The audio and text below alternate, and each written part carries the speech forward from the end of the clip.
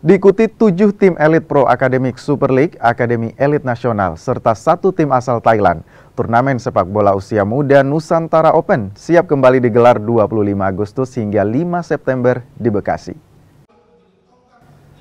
Turnamen sepak bola usia muda Nusantara Open kembali digelar untuk ketiga kalinya.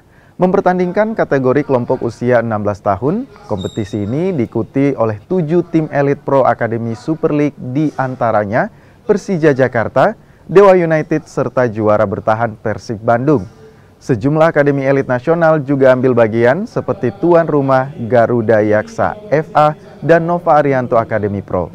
Berbeda dari sebelumnya, tahun ini Nusantara Open juga diikuti 1 tim dari Thailand, Chonburi FC. Total 16 tim nantinya akan bertanding dengan sistem setengah kompetisi untuk memperebutkan total hadiah 2,6 miliar rupiah. PLT Direktur Teknik PSSI Indra Syafri bilang, turnamen semacam ini diharapkan menghasilkan pemain berkualitas yang bermuara ke tim nasional. Sebab itu, penyelenggara membentuk tim talent scouting untuk memantau pemain terbaik yang akan masuk radar timnas U17.